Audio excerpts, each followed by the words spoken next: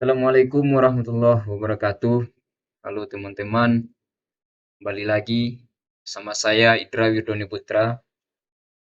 Pada video kali ini kita akan membahas mengenai tata cara pengolahan data VAR atau Vector Autoregression atau VECM, di mana penggunaan metode VAR ini berlaku untuk pengolahan data di mana kita tidak mengetahui mana yang menjadi variabel dependen dan mana yang menjadi variabel independen. Nah, seperti contoh kasus kita kali ini, di sini ada data budget defisit, jumlah uang beredar, dan kurs. Nah, kita tidak tahu mana yang menjadi variabel bebasnya dan mana yang menjadi variabel terikatnya. Nah, untuk itu digunakanlah metode VAR tersebut.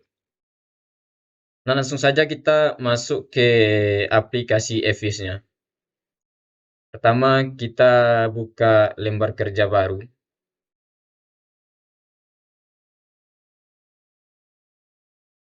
Selanjutnya untuk struktur tipenya kita pilih date, frekuensi annual. Nah, start date-nya kita lihat di data kita tadi, dimulai dari tahun 1970 sampai tahun 2015.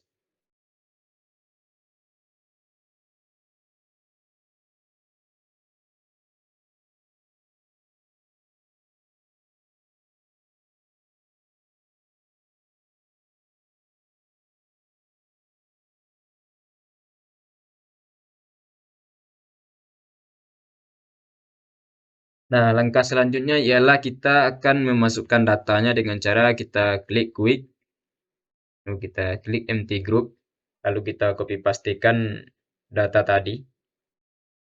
Ini kita copy pastekan.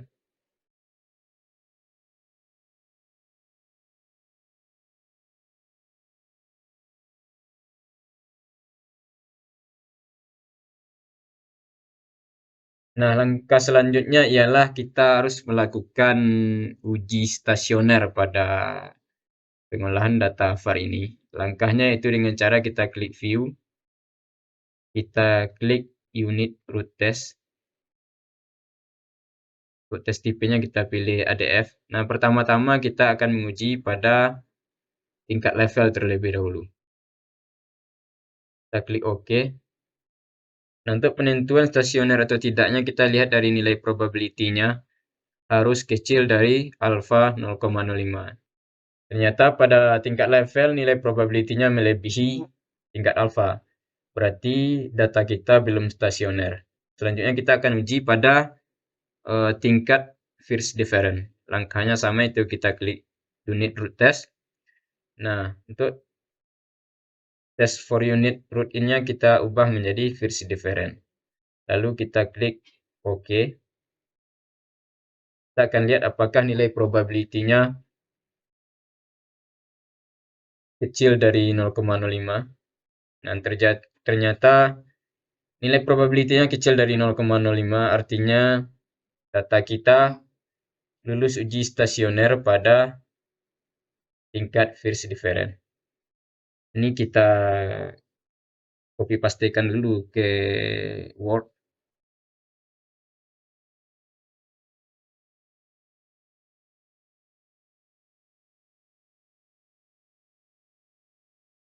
Satu, uji stasioner pada tingkat First difference.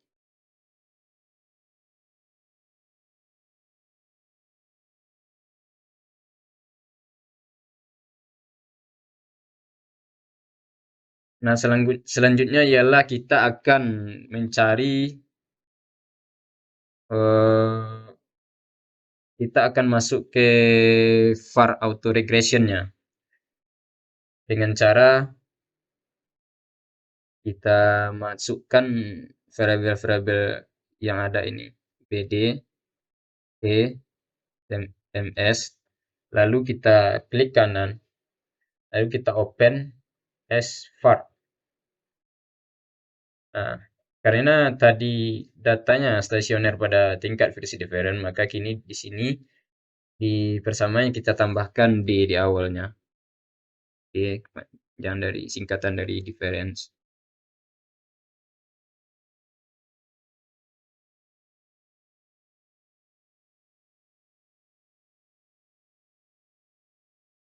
Dan kita klik OK. Nah, ini hasil var.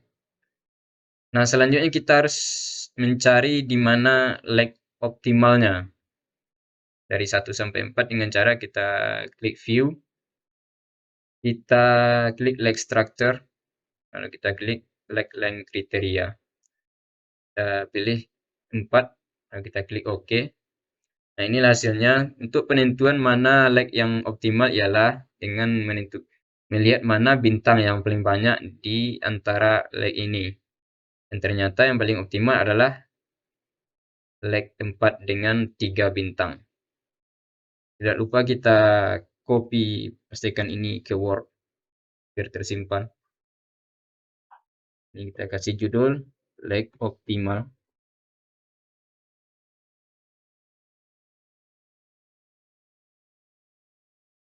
Nah, lag 4 lah yang paling optimal.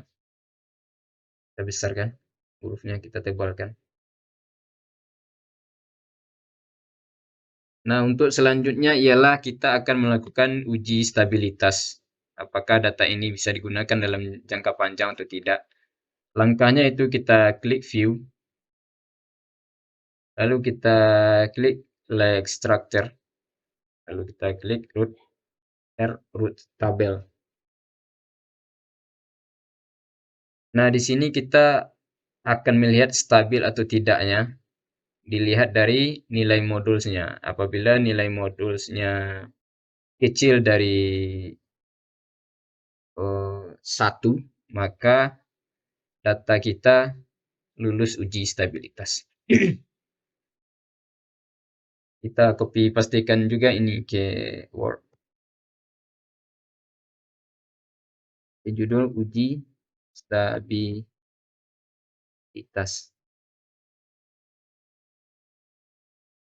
Modulsnya kecil dari 1 berarti lulus uji stabilitas. Nah, selanjutnya ialah uji kointegrasi. Kita akan melakukan uji kointegrasi. Langkahnya dengan cara kita klik view, lalu kita klik cointegration test. Intervalnya tadi sampai 4. Lalu kita klik OK. Ini hasilnya. Di sini katanya terdapat terindikasi satu kointegrasi yang dimana nilai alfanya pada kecil dari 0,05, yaitu pada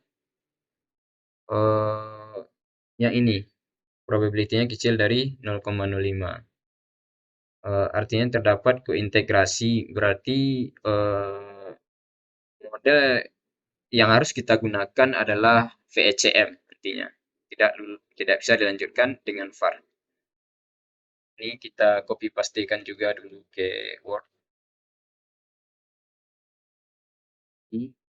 Kointegrasi.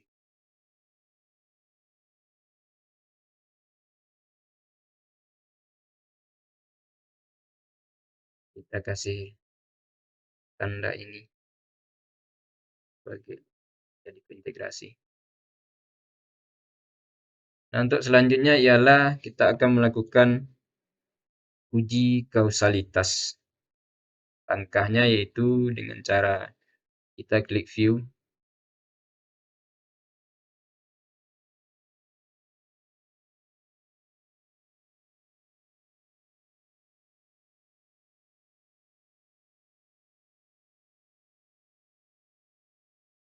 ternyata yang harus dilakukan uji kausalitas adalah di sini. Kita klik view, maka kita klik Granger causality. Include-nya adalah 4, kita klik OK. Nah, dari sini dapat kita lihat bahwa yang saling mempengaruhi ada yaitu MS berpengaruh terhadap BD. sedangkan variabel lain tidak ada yang saling mempengaruhi. Nah, selanjutnya kita akan masuk ke model FECM tadi dengan cara kita klik estimate dan kita ubah ini menjadi FECM, FEC, Vector Error Correction. Lalu kita klik OK. Nah, inilah hasil dari model FECM kita. Lalu kita copy pastikan ke Word.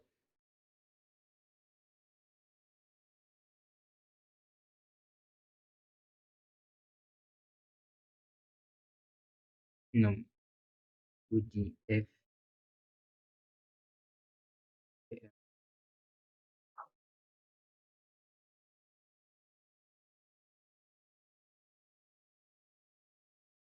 Nah, sebelumnya lupa kita memasukkan hasil uji kausalitas ke dalam Word.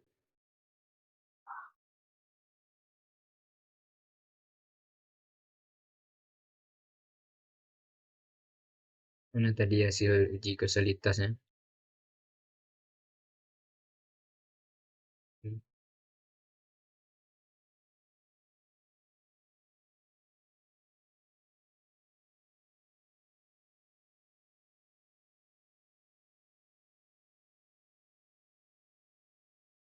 Kita kasih tanda, kita tebalkan ini karena ini yang dapat causality.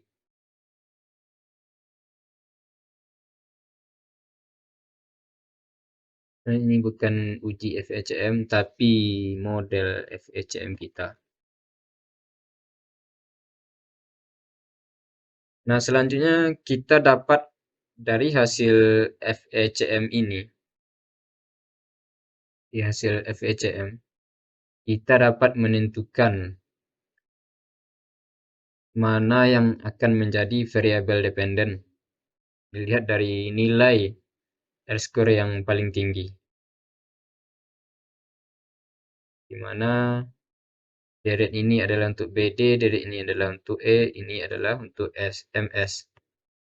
Kita akan melihat nilai R-square paling tingginya, ternyata yang paling tinggi adalah BD, sebesar 83%, sedangkan E 81,64% dan MS hanya 59,14%.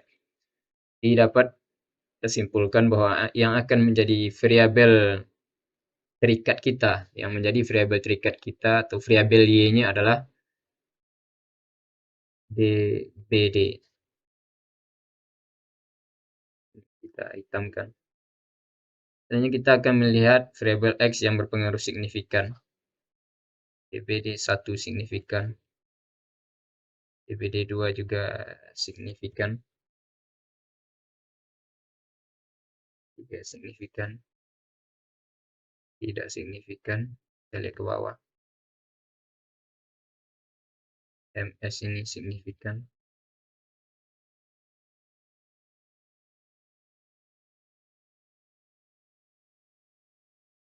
Nah, selanjutnya ialah kita akan melakukan regresi linear berganda atau WLS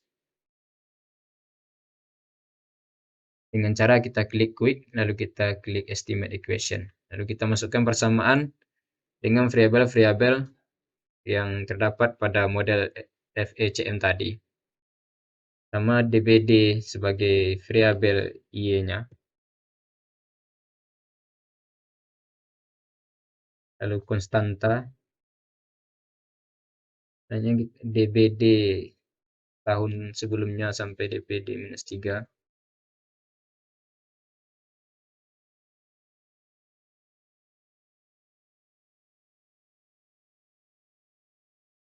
Jadi 2.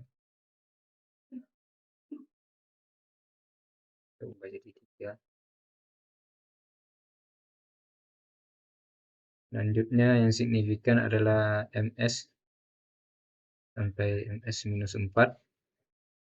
Kita masukkan persamaannya.